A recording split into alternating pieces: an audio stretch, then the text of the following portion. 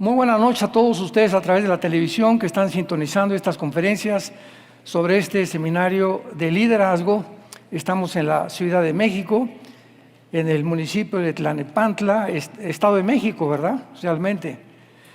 Y estamos compartiendo el mensaje en esta noche titulado El secreto del corazón de David.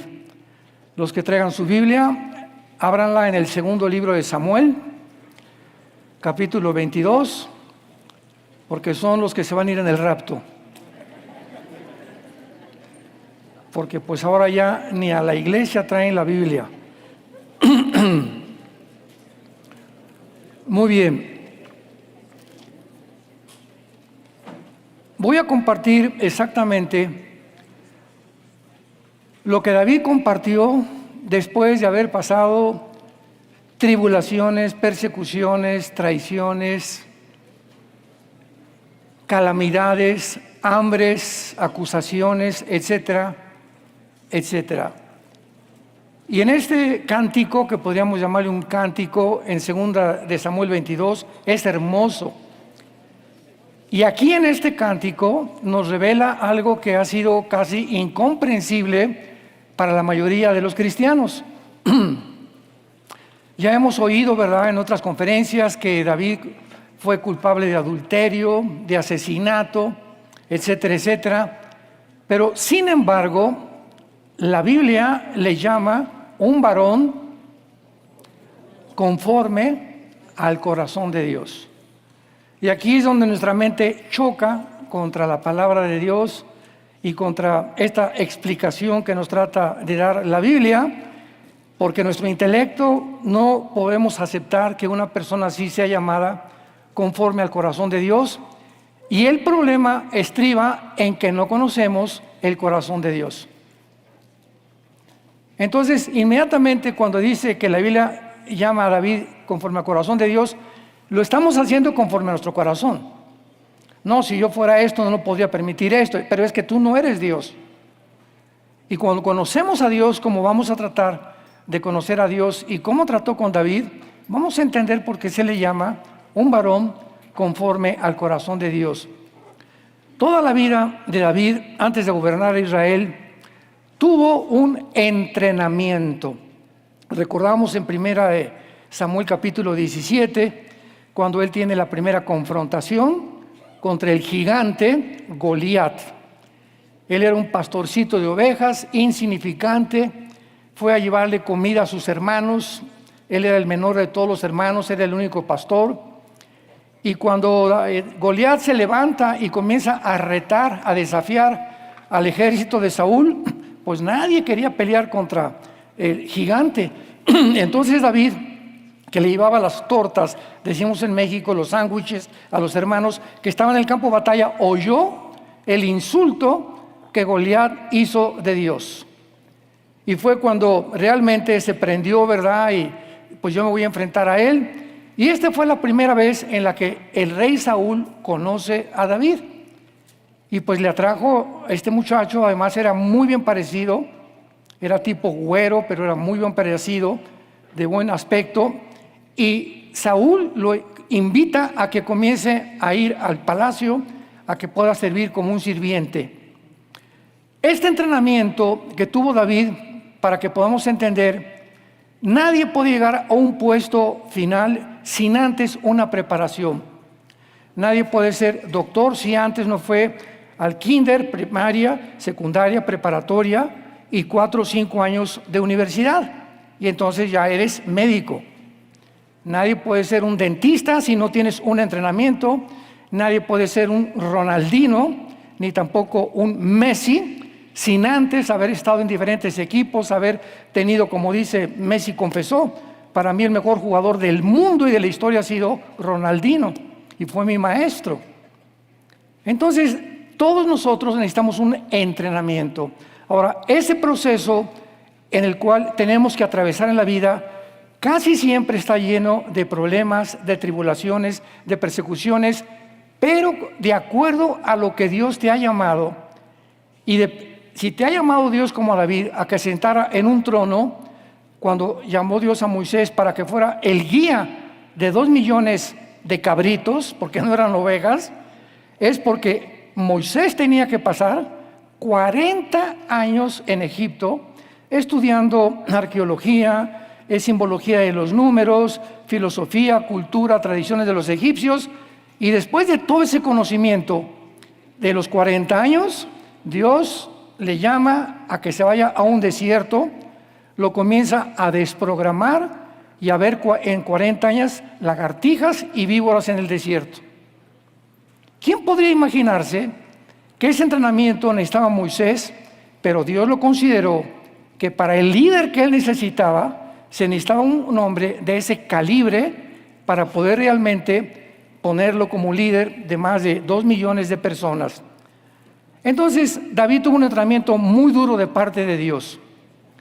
Ya siendo rey, mientras pasaban los años, él describe aquí en lo que vamos a estudiar las pruebas, las tribulaciones que formaron parte de su vida diaria. Ahora ya en sus años de madurez espiritual, que fue cuando escribió este cántico hermoso, él escribe y nos abre el corazón las diferentes dificultades que le habían, escuchen esto, y esta palabra es importante, servido. No hay nada en tu vida pasada que Dios te pueda decir te tiene que haber servido para los próximos meses o el próximo año o para la misión para lo cual yo hice que tú nacieras de tu mamá. Entonces, todas las cosas, dice Romanos 8, contribuyen para nuestra bien, pero ¿lo creemos? ¿Lo creemos realmente? Ahora, si pasamos pruebas y todas estas cosas y las cosas que hemos experimentado en el pasado no nos sirven y no aprovechamos la lección que nos dieron en la vida y volvemos nosotros a cometer el mismo error, el mismo pecado o el mismo problema, entonces estamos reprobados. Y tenemos que ser inmediatamente, ¿verdad?, hechos a un lado por Dios. Ahora ya en sus años de madurez, David escribe las dificultades y todo esto lo hizo Dios para que David aprendiera a vivir humillado. Humillado enormemente bajo la poderosa mano de Dios. Hoy tuvimos una comida aquí con los pastores y estamos platicando nuestro hermano Chuy y yo le compartía, me preguntaba él acerca de cómo consideraba yo a un hombre de Dios o cómo puedes tú percibir a una persona que es un hombre de Dios. Inmediatamente le compartí y le dije, ¿verdad? Recordemos algo, cuando Cristo atrajo la atención sobre su persona, mencionó solamente 2 características. Y él dijo lo siguiente: aprendan de mí que soy manso y humilde. Son las 2 características esenciales. Si todos ustedes que son pastores nos están escuchando, si tú no eres una persona mansa, ¿qué significa una persona mansa? Es una persona que ya no, que acepta la disciplina, que acepta el regaño, que acepta la exhortación, que ya no discute. Y se usa de la palabra del Salmo 32 cuando los caballos son broncos. Tú agarras un caballo, yo estuve mucho tiempo en la charrería, me encantaban los caballos, también aprendí a domar caballos, a herrar becerros, a recoger los huevos, a ordeñar las vacas. Estuve en un rancho casi 3 años y recuerdo claramente que los caballos a los 3 años no los puedes montar, hasta los 5 años realmente, porque se pueden hacer pandos. Y un caballo te dura máximo 4 o 5 años, ya a los 8 o 10 años de edad un caballo ya no sirve para un vaquero, para un ranchero o para un charro o para un servicio en el monte. Pero los caballos, cuando tú los comienzas se les llama a dar la rienda, les pones un bozal, nunca les metes el freno inmediatamente. Les pones un bozal que es una cuerda aquí alrededor con un cordón. Y entonces lo montas y comienzas a decirle, a jalarle la rienda para que él sepa que para acá es la derecha, para acá es para la izquierda. Pero cuando ya pasa un año, a los 4 años, se le tiene que meter un freno. Y el freno es un fierro así, con un con como un candadito, como un medio círculo, que cuando tú jalas la rienda, este fierro se les encaja en el paladar. Y cuando el caballo siente el dolor, se para. Y dice el Salmo 32, no sean como el caballo o como los animales, que se les tiene que aplicar dolor para que me obedezcan. Y es lo que explica Hebreos capítulo 12, que Dios nos disciplina, pero también nos castiga. Usa dolor físico y usa la palabra de Dios. Si tú a través de venir a la iglesia no aprendes y no asimilas las enseñanzas, ¿cuál es el siguiente paso? Dios te ama tanto, nos ama tanto, que va a tener que aplicar dolor en nuestra vida antes de que nos podamos perder. Jesús lo dijo con estas palabras: si tu brazo es ocasión de pecar, córtalo. Si tu pierna es ocasión de pecar, córtala. Mejor entrar manco y cojo al cielo que entero al infierno. Entonces, cuando comenzamos a entender los tratos de Dios con nosotros, nos amansamos. O sea, cuando el caballo ya sabe que el jinete es su amo, es su capitán, ya no puede estar reparando contra el jinete, porque el caballo ya obedece. Se le llama, ya es un caballo manso, ya no repara, ya no se enoja, ya no quiere tirar al jinete, ya reconoció que el jinete es el que tiene que dominarlo. Y así, cristianos, Dios quiere comenzar a aplicar en nosotros su dirección y comenzamos a reparar, a criticar, a no aceptar lo que Él nos quiere decir. Y eso es una persona que no es mansa. Cristo era tan mansa que del cielo bajó y como un cordero enfrente de sus trasquiladores, ¡bé! Ustedes saben que las ovejas es el único animal que cuando le metes el cuchillo para matarla no vale, no hace ¡bé! Mata un puerco y los puercos, unos gritos tremendos, pero las ovejitas no hacen ningún sonido cuando las están matando. Por eso se escogió una oveja para escribir en Isaías 53, como una oveja no dijo nada delante de sus trasquiladores. Entonces, eres una persona mansa. Y la segunda es la humildad. Y antes la humildad creíamos que era una persona, ay, así, hermanito, pues cómo verá. Es una persona humilde, es una persona, esa humildad es una palabra equivocada que usamos, porque creemos que la humildad es una persona no mansa, sino mensa, ¿verdad? Que está así todo y porque es tímido o porque no hace nada. Eso no es humildad. La humildad es la persona que ha aprendido que separados de Jesús nada puede hacer. Es la persona que tiene que depender 100% de Dios. Por ejemplo, David era un hombre, lo vamos a ver, que no hacía absolutamente nada. Si antes de decirle, Señor, voy a ir a este monte, ¿lo puedo ir a este monte? Señor, voy a pasar a esta persona. ¿Puedo pasar a esta persona? Voy a visitar a esta persona. Voy a incluir a esta persona en mi equipo. ¿Lo puedo traer? No hacía nada sin antes preguntarle a Dios. Era su dependencia tan grande en Dios y su obediencia que Dios lo tuvo que premiar. Y esto lo humilló, y entonces podemos ver que pierde a su hijo Absalón, que se rebela contra él. Imagínense el dolor de nosotros que somos padres, que tu hijo se rebele y que te diga, no te quiero, y ahora voy a usar todos los recursos para matarte, papá. Para irme contra ti y para hacer todo lo que yo pueda para poder luchar en contra de lo que tú estás haciendo. David experimentó un hijo llamado Absalón que lo traicionó, finalmente fue matado por uno de sus generales.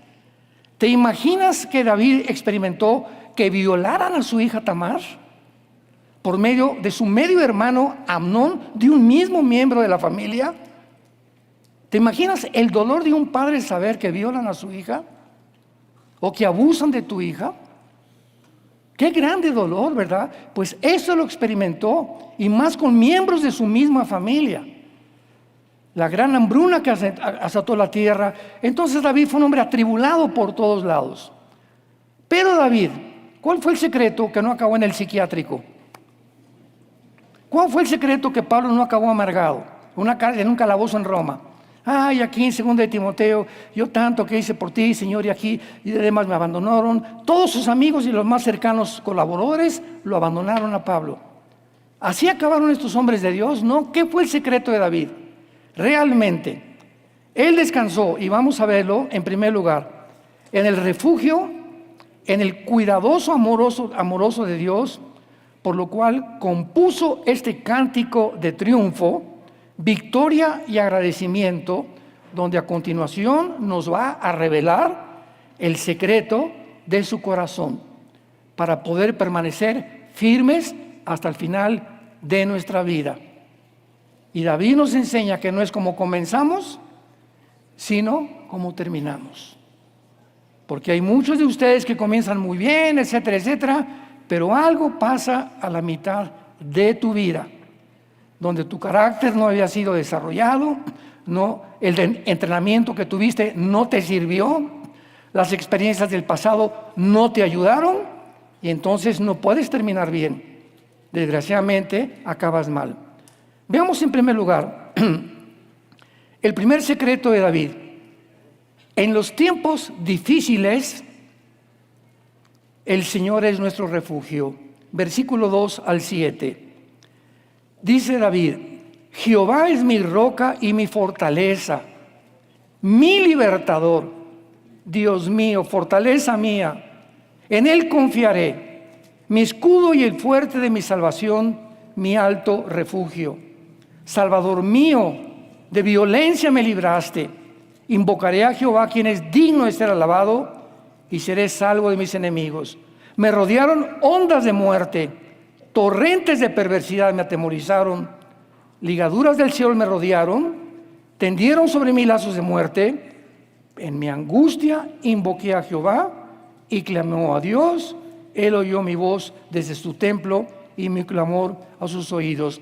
Vemos en primer lugar que en esta sección David escribe los sentimientos, nos los deja ver, abre su corazón, los expone, que experimentó durante las épocas más difíciles, más tormentosas, pero la forma en la que él pudo salir adelante, no amargarse, no bajar del caballo y no decir, no, ya no quiero seguir en la vida cristiana, fue que él pudo encontrar un refugio, una cueva, un paraguas debajo del Dios creador de los cielos y de la tierra.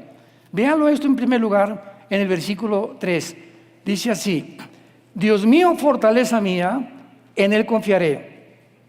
Mi escudo y el fuerte de mi salvación, mi alto refugio. Número 1, fue librado de la violencia. Dice Isaías 54, 17: ninguna arma forjada contra ti prosperará. Escuchen todos ustedes los que en esta noche tengan temor de alguien o de algo. No, pues tengo temor de mi esposo o de mi esposa o de mi jefe, o que me puedan correr, o del gobierno, en fin, cualquier cosa en la que tú tengas temor, que no sea el temor de Dios, no es algo que te va a edificar, y es algo que a la larga, cuando tú tienes temor de algo o de alguien, Dios comienza a abandonarte. Y cuando Él dice, esta persona ya no confía en mí, porque si confiara tendría temor de mí y no de los hombres, en ese momento Dios nos empuja y entonces recibimos las consecuencias. Ningún arma forjada contra ti prosperará. Dios condenará, escucha esto, Isaías 54, 17, Dios condenará toda lengua que se levante contra ti en juicio. Lo que acabamos de ver en la conferencia pasada. Personas que hablen contra ti, que digan, déjalos que digan. Si tú tienes tu conciencia limpia delante de Dios, duermes tranquilo y en la noche. Porque sabes, ¿verdad?, que son blasfemias, son disputas de hombres corruptos de entendimiento. Y que Dios tarde o temprano va a intervenir. Y cuando te dicen, oye, ¿supiste que dijeron esto de ti? Sí, ¿quién me lo dijo? Se llama fulano de tal. Entonces yo lo apunto y voy a orar por fulano de tal. No le voy a contestar, voy a comenzar a orar por él.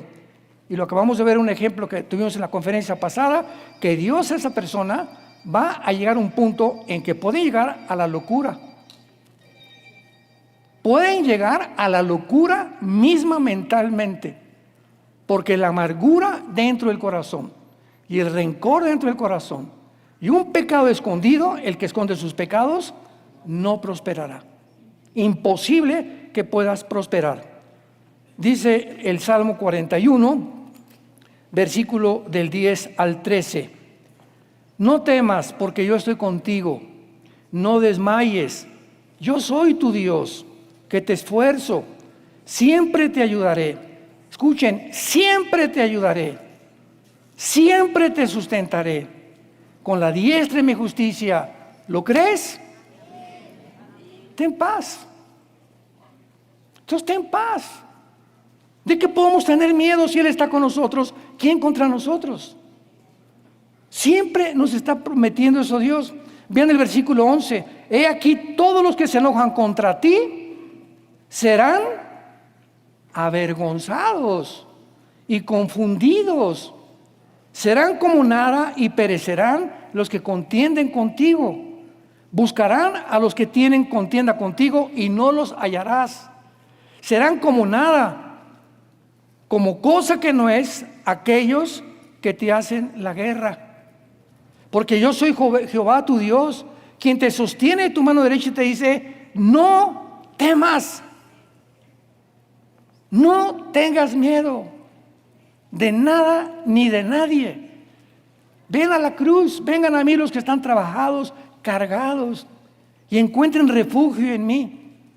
Entonces tú puedes haber hecho muchas cosas en tu vida, pero cuando comienzas a vivir una vida en la que comienzas todo a descargar toda tu ansiedad sobre Dios y aprendes a confiar, Padre, si ya se fue mi hijo, ya se fue mi hija, tengo este plan con mi esposo, y vienes y te hincas y oras y lees los salmos y te llenas de la palabra y memorizas la palabra, ¿qué estás haciendo? Estás recurriendo a la fuente de agua viva. No estás recurriendo a un pozo que no tiene agua, una cisterna vacía. Estás viniendo a la fuente del agua, y cuando Dios ve eso en tu vida y en mi vida, porque sin fe, ¿y qué es la fe? Creer lo que dice la palabra. Ah, mira, ya vino Panchita, ya vino Panchito en la mañana, ya los vi hincados junto a su cama, levantando, llenos de lágrimas. Padre, te pido por mi hija, ya se fue mi hijo, mi esposo, míralo, la cara de rinoceronte que tiene cada día contra mí. Tengo estas amenazas y esta demanda por aquí, por allá, y entonces sube al cielo nuestras oraciones, y dice Apocalipsis capítulo 18, que todas las oraciones de nosotros son amontonadas como en una enorme copa, y ahí van siendo guardadas. Cuando tú vas manejando, Padre, te pido que me lleves a través de este tráfico con bien. Esa oración de 20 segundos sube al cielo como un telegrama. No importa lo chiquito que sea tu oración. Padre, estos perros me quieren morir, te pido que me ayudes, Señor, contra estos perros. Esta oración ya subió al cielo y se van guardando. Escucha esto. Y cuando Dios considera que esas oraciones tienen que ser contestadas, te las contesta porque las tiene guardadas. Nunca una lágrima tuya es desperdiciada en el cielo. Entonces, orar sin cesar. Ya lo entendemos por qué dice la palabra orar sin cesar. Mantengamos nuestro espíritu continuamente manejando. Estoy en el cine y veo una cosa. Padre, te pido que ricas palomitas. Cualquier cosa que le vemos y estemos reconociendo a Dios, platicando con Dios, son oraciones que llegan al cielo. Vemos nosotros que David, todos sus primeros años, estuvo en peligro de vida de manos del rey Saúl. Estamos hablando de casi 10 años que duró el entrenamiento de David antes de que se sentara a juzgar, a gobernar la tribu de Judá, y después que él se sentara a gobernar Jerusalén a sus 33 años. O sea, él en Hebrón primero juzga a Judá, a una de las tribus, durante 7 años, y en Hebrón durante 33 años. David gobierna Israel 40 años.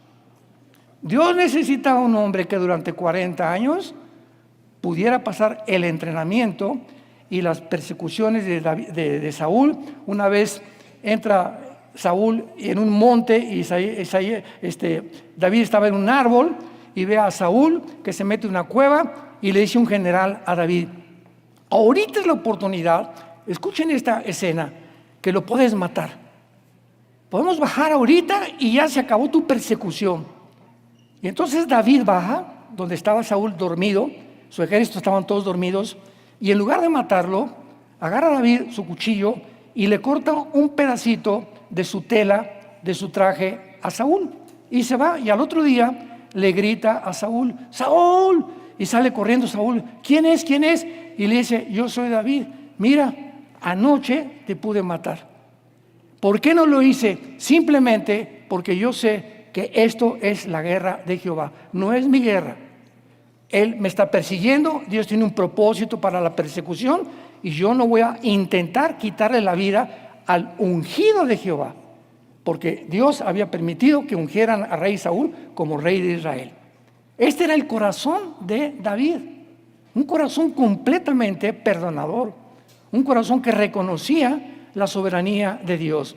Vemos en segundo lugar, en segunda de Samuel capítulo 22, versículo 5, que es librado de la muerte y de la perversidad. Vamos a ver unas palabras en hebreo muy interesantes en el versículo 5. Me rodearon ondas de muerte. O sea, estuve a punto de morir. ¿Cuántas veces? ¿Se acuerdan cuando Saúl le aventaba la lanza y lo quería clavar contra la pared? ¿Cuántas veces? Por acá cayó la lanza, por acá también. Le tiraban las flechas a los soldados de Saúl, y nunca una flecha, nunca una lanza pudo alcanzar a David, simplemente porque el que era escudo de David, ¿quién era? El Dios que lo había llamado a ser el rey de Israel. Y dice a continuación, muy interesante: me rodearon ondas de muerte y torrentes de perversidad me atemorizaron. La palabra perversidad es la palabra hebrea Belial, que es la palabra que se usa contra Satanás. O sea, muchas veces David estuvo a causa de Saúl a peligro de muerte porque le envidiaban y eran perversos de corazón. Y todos estos hombres que odiaban a David, ¿de dónde venía el odio de Saúl y de los que querían matar a David?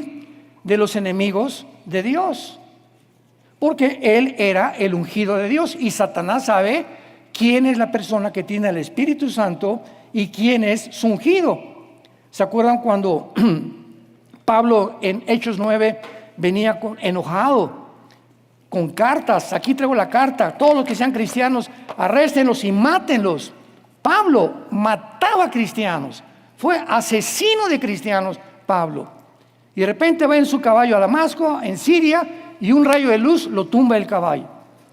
Y entonces cae Pablo, los demás hombres que venían con él no oyeron la voz, y la voz que le decía a Pablo es: Pablo, Pablo, ¿por qué me persigues? O sea, ¿qué estaba diciendo Jesús? Pablo, a los que tú persigues, me estás persiguiendo a mí. Cuando perseguimos a un cristiano, entendamos esto, estamos atentando perseguir a Jesucristo. Porque todos somos el cuerpo. ¿Qué es la iglesia? ¿Qué es un cuerpo? La cabeza, ¿quién es? Nosotros somos ojos de Cristo, las manos de Cristo, los pies de Cristo. Él usa a nosotros, 1 Corintios capítulo 12, para que vayamos al mundo a predicar el evangelio. Pero somos, no importa que seas presbiteriano, Vida para el Mundo, o pentecostal, o nazareno, somos todos el cuerpo de Cristo, con diferentes cosas, como ya lo vimos, ¿verdad? Doctrinas no esenciales. Sin embargo, cuando comenzamos a perseguir a un hermano en Cristo, a calumniarlo, a herir su reputación, a tratar de hacerle un mal, esa persona que está intentando eso contra ti es el mismo Satanás. Vean lo que dice Pablo en Efesios capítulo 6. Es el mismo Satanás que trata de impedir la obra de Dios. Dice versículo 10, Efesios 6: por lo demás, hermanos, fortaleceos en el Señor y en el poder de su fuerza. O sea, ¿quieres tener fuerza espiritual? Ven a la Biblia, lee la Biblia, estudia la Biblia, medita la Biblia, memoriza la Biblia. Y esa fuerza que vas a sentir del poder que sale de la Biblia, y Jesús dijo, mis palabras son espíritu y son vida. Eso te va a fortalecer y vamos a ver para qué. Vístanse de toda la armadura de Dios, de toda, no solamente una parte, toda la armadura tiene que estar puesta en un cristiano. ¿Para qué? Para que puedan estar firmes contra las acechanzas del diablo. Esto es igual a un soldado en la guerra que tiene que tener el casco, la armadura, las botas, la espada, y de repente sale en calzones a la guerra. Y ahí en el campo, y le dicen todos los soldados, oye, pero ¿qué estás haciendo ahí? Y comienzan las flechas y las lanzas. ¡Oh, está loco! Espérame tantito, tú no puedes lanzarte hacia el campo de batalla así. Así hay cristianos que se despiertan en la mañana. Van a la escuela de sus hijos, van al periférico, van por aquí, para allá, encuerados, desvestidos de la armadura de Dios. ¿Y ahí por qué me pasó esto? ¿Y por qué aquello? Es porque no has entendido que tienes que ponerte la armadura de Dios. Dice la Biblia que nuestra lucha no es contra sangre ni contra carne, no es contra seres humanos. David no estaba luchando contra Saúl. La guerra de David era contra el mismo Satanás y sus demonios. Y él lo entendió así, por eso pudo vencer.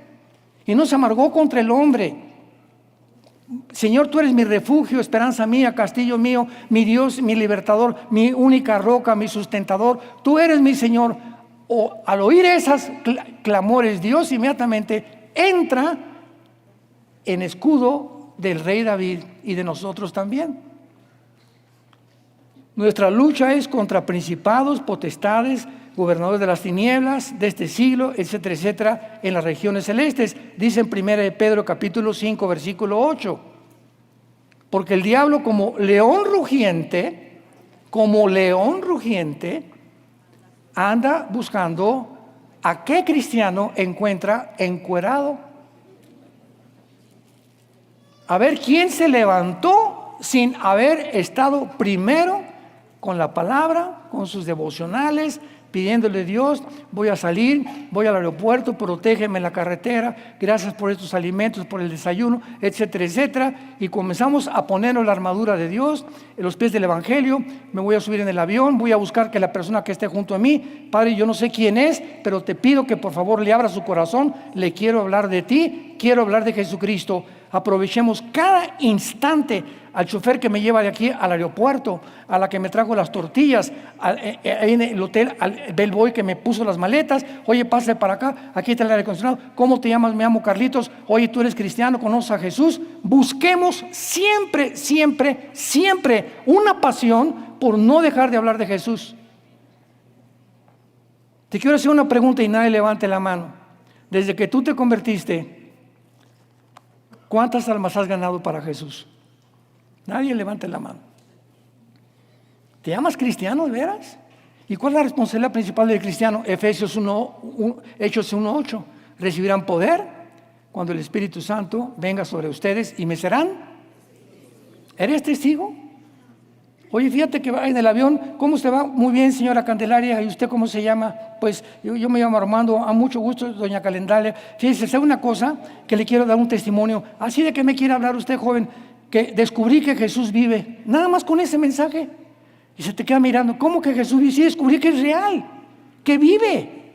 Y que puedo tener una comunión con Él. A ver, explíqueme más. Hay personas que te dicen, a ver, explíqueme más. Ah, ¿cómo no? Saco mi Biblia y le comienzo a hablar de Jesús. Ese es tu mensaje. Oigan, familia, en Navidad, ¿cómo están todos? Les pido 5 minutos. Quiero decirles a todos, mis primos, mis cuñados, quiero decirles algo. He descubierto que Jesús es real. Todos se voltean a ver de qué está hablando. Que Jesús vive. Y ahora ha entrado a mi corazón y no les puedo decir más. Lo acabo de invitar a mi vida el domingo pasado, pero quiero decirles que Él es real y que ustedes pueden también descubrir que Él es real. Y ya, que pasen feliz Navidad. Y con eso los dejas preparados, inquietos, para que se acerquen después a hacerte preguntas. Los que Dios ya tiene marcados con el mensaje que tú les acabas de dar. Pero cuando no hablamos, no hay respuesta, porque el que no siembra no puede recoger. Vemos en cuarto y último lugar, en el versículo 7, segunda de Samuel 22, que fue librado de la angustia. Dice, en mi angustia invoqué a Jehová y clamé a mi Dios. Él oyó desde su templo y mi clamor llegó a sus oídos. Esta palabra es muy importante. Angustia es la palabra tasar, con T de tato en el hebreo, que significa lugar estrecho. ¿Quién es una persona que está en angustia? Ay, Señor, ay, Jesús Santo, pastor mío, ore por mí. Mi hijo se fue y ya no puedo, Señor. Que esta persona que se define como está en angustia, la palabra hebrea significa que está en un lugar estrecho, donde así ya tú mismo te encarcelas, te encierras en un cuarto o en una cárcel en la que te sientes que ya no hay salir. Por eso, o sea, no hay ventanas, no hay escapatoria, ya me llevó la tostada, como decimos en México, los que no saben este idioma en México. Entonces, cuando llegamos a esa posición como cristianos, en la que la angustia o los problemas te llevan al punto de, o un tequila, o un taco, ¿verdad? Un porro de mota, o me voy con otra señora, o con una muchacha, cuando buscamos puertas falsas, en la angustia, cuando nos sentimos apretados, que ya no podemos, y tratamos de, ya desesperados, de hacer una locura, porque hacemos locuras, es cuando hemos completamente abandonado a Dios. Vean lo que Pablo nos dice al respecto en 2 de Corintios capítulo 4, versículos del 7 al 9. Dice así, 2 de Corintios capítulo 4, versículos del 7 al 9. Pero tenemos este tesoro. ¿Quién es este tesoro? El Espíritu Santo. Es un tesoro impresionante que tenemos dentro, que tienes tú que descubrirlo, que es real, funciona. El poder que traemos dentro no es mío, es de Dios.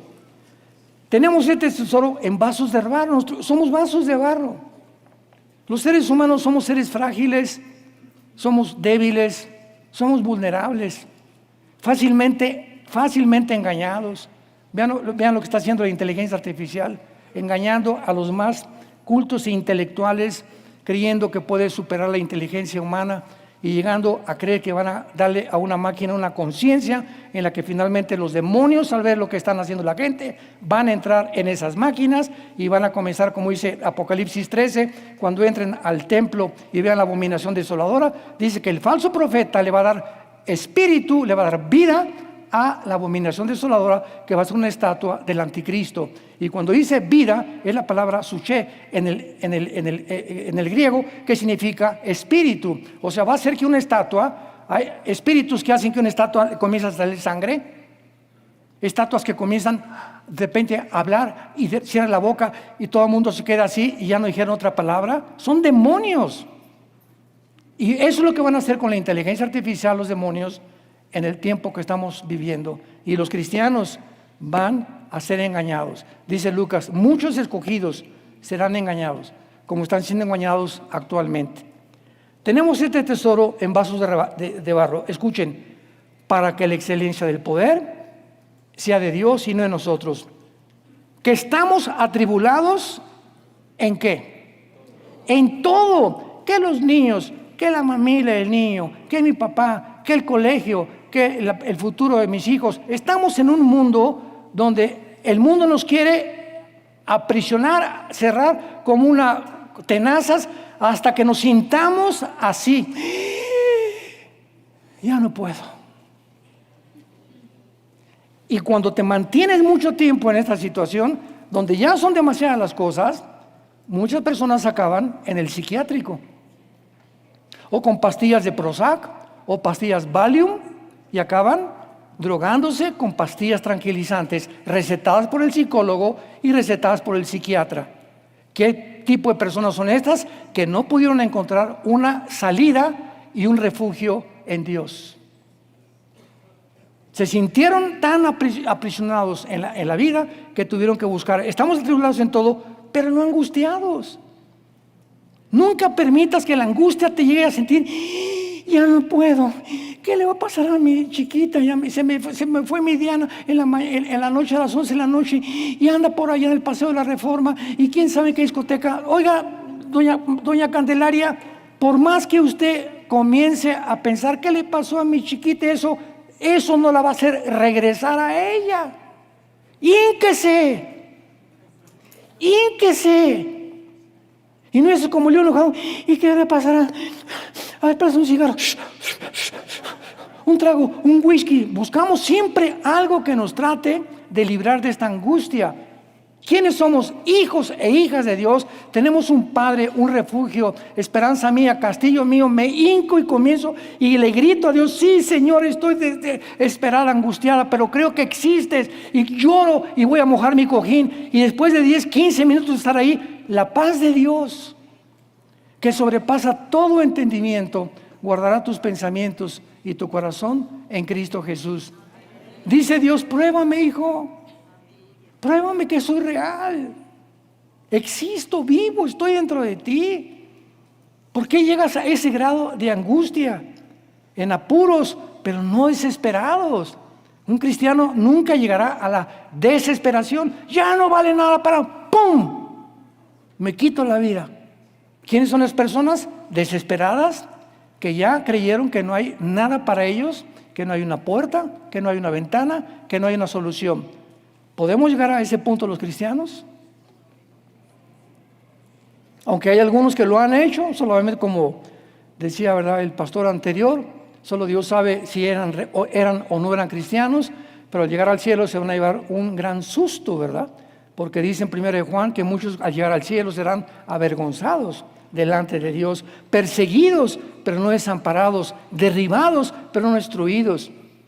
Yo me encuentro cantidad de cristianos: ay, pues ya estoy amargado, y en esa iglesia, y esto y el otro, y ya se bajaron del caballo y ya no peleo, y ya está la guerra, y sigue la balacera, y siguen los drones por todos lados, y las flechas o las lanzas, o en el tipo de época que estamos viviendo. Pero son cristianos que están llenos los campos actualmente de cristianos que se bajaron del caballo, amargados, creyendo que ya no hay nada para ellos, o porque fracasaron, en lugar de crecerse al castigo, subirse al caballo. Ya me perdonó Dios, ya la sangre de Cristo, y ni modo, voy a recoger la cosecha, pero voy a agarrar la espada del Espíritu y el escudo de la fe, y sigo en el campo espiritual, peleando la buena batalla y corriendo la buena carrera. Ese es el consejo que Dios le dio a Josué. Josué, te voy a dar un consejo, nada más: esfuérzate y sé valiente.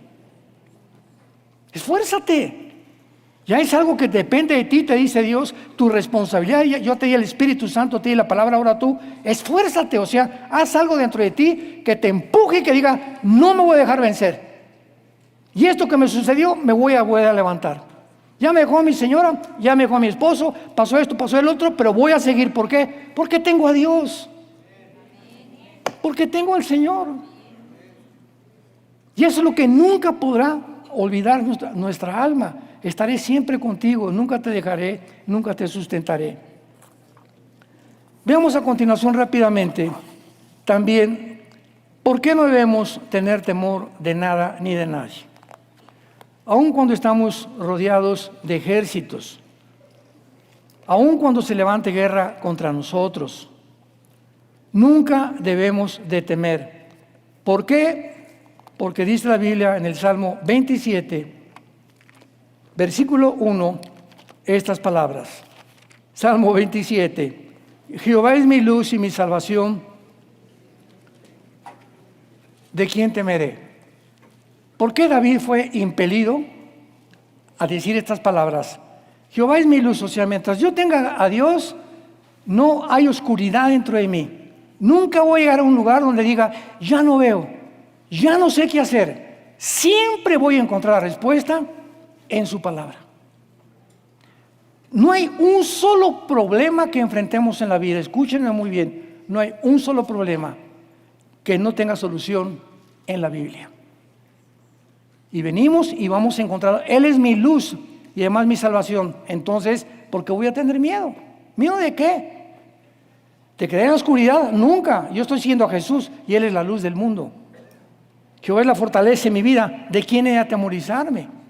Si Él es el que me da la fuerza para enfrentar ejércitos, etcétera, etcétera, ¿por qué he de llegar a desesperarme, a angustiarme? De ninguna manera. Vean todo esto que nos está vertiendo David de los secretos de su vida espiritual. En el Salmo 23, versículo 5 dice: aderezas mesa delante de mí, en presencia. ¿Saben lo que estaba diciendo David? Yo cuando me siento a comer, sé que ahí en la puerta tengo a 30 personas que me quieren matar. Síganme con cuidado. Atrás de mi casa hay otras 40 personas que me quieren matar. Y enfrente de mi casa tengo 100 personas que me quieren matar. Pero mientras yo estoy comiendo mis alimentos, los voy a comer en paz. Porque ninguno de los que me están rodeando, ni los problemas que tengo alrededor, me van a llegar. Pero yo estos alimentos los como en paz. Aderezas mesa delante de mí, en presencia de los que me quieren angustiar y me quieren estrechar mi vida para destruirme. Cuando tú ya no comes en paz, cuando ya no desayunas en paz, cuando ya no duermes en paz, por tus angustias, has abandonado a Dios. Y le has dicho a Dios: yo no creo en ti. Y buscamos una salida completamente falsa. Y finalmente vemos nosotros que Dios no solamente es todas estas cosas, sino que a Dios además nos dice en 2 de Samuel capítulo 22, versículo 33 al 34, una de las lecciones más lindas, por lo menos en mi caso, me han servido y me han ayudado muchísimo para poder comprender por qué se descompusieron los emperadores romanos. El otro día leí 2 libros sobre la vida de Roma y encontré desde Tiberio, Augusto, Julio César, Calígula, todos estos emperadores se volvieron locos. Sentaron en el trono y llegaron a marearse por las alturas, por el poder, o se enfrascaron en disputas con el Senado romano. A muchos, como Tiberio César, el Senado romano lo mató al mismo emperador. Ya no los aguantaban. Vemos Nerón, que incendió Roma echando la culpa a los cristianos. Cada presidente que es elegido en un país, algo le pasa al ser humano, que cuando se sienta en la silla presidencial, en el trono, cuando tiene dinero, deportistas, cantantes, mujeres u hombres, escritores, en el área que tú me quieras describir, cuando el ser humano alcanza la cima, ahí arriba se descompone. Porque no fuimos creados ni para ser adorados, ni para ser aplaudidos, ni para poder decir: ahora tengo todo en la vida, el aplauso, y cuando estamos allá se vuelven locos, ¿verdad? Como Michael Jackson se vuelve un pederasta, Elvis Presley, cantantes con Cadillacs, con las defensas de oro, con 500 mujeres queriendo acostarse con él ahí en Memphis, Tennessee, en su casa todas las noches, y dices tú: caray, yo quisiera ser como ese, con todo el oro, con toda la fama, con toda simpatía, que la gente me reconozca, hacer que todo el mundo sepa: mire, aquí ya llegó fulano de tal. Y todas esas personas no nos imaginamos cómo terminan. ¿Cómo terminan? Veamos lo que dice en 2 de Samuel, capítulo 22, versículo 32 y 33 al 34. Porque ¿quién es Dios sino solo Jehová? ¿Y qué roca fuera de nuestro Dios? Dios es el que me ciñe de fuerza y quien despeja mi camino, quien hace mis pies como de siervas y me hace estar firme. ¿Dónde? David comprendió que si él llegaba al trono con la fama como Salomón, ¿verdad? Su hijo, que se descompuso completamente, se mareó.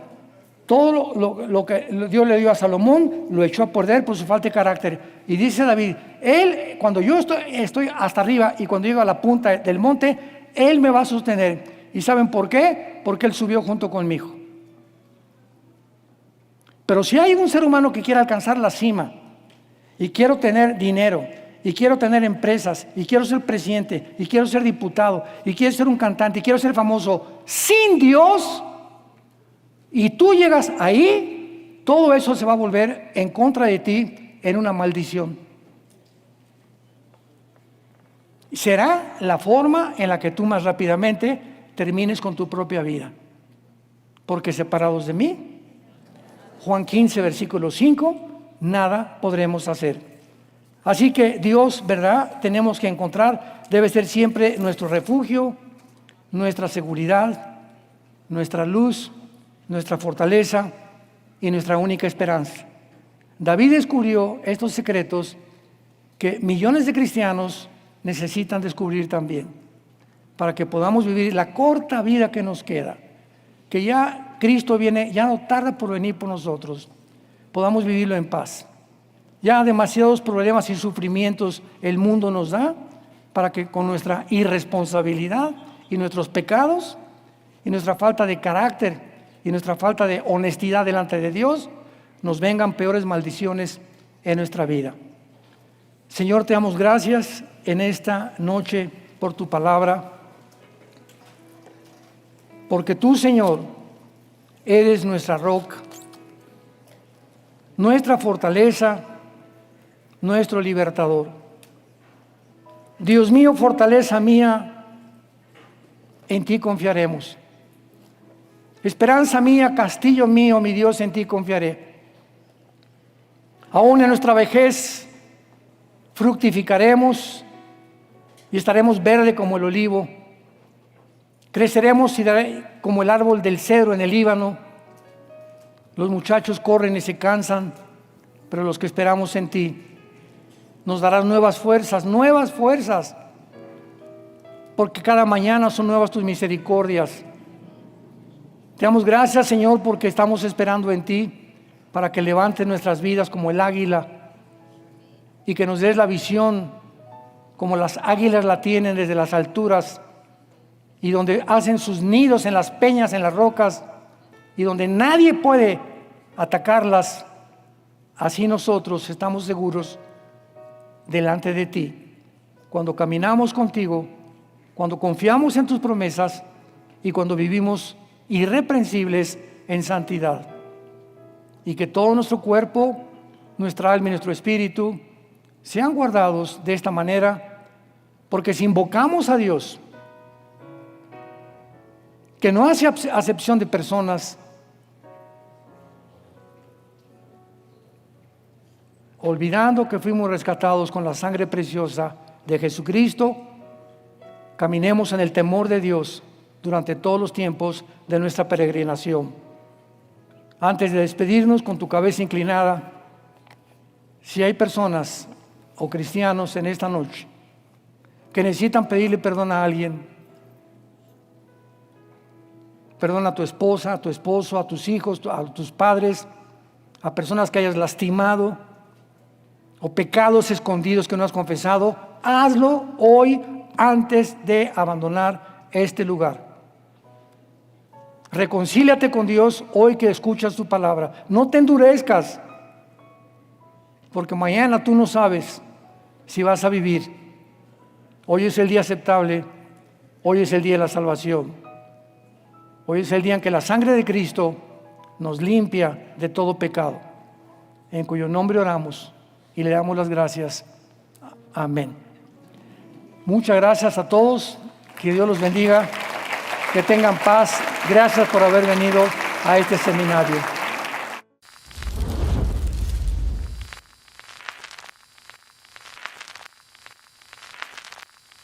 Hola, ¿qué tal? Me da mucho gusto saludarles y quisiera simplemente comunicarles que gracias a todos ustedes a través de todas las naciones del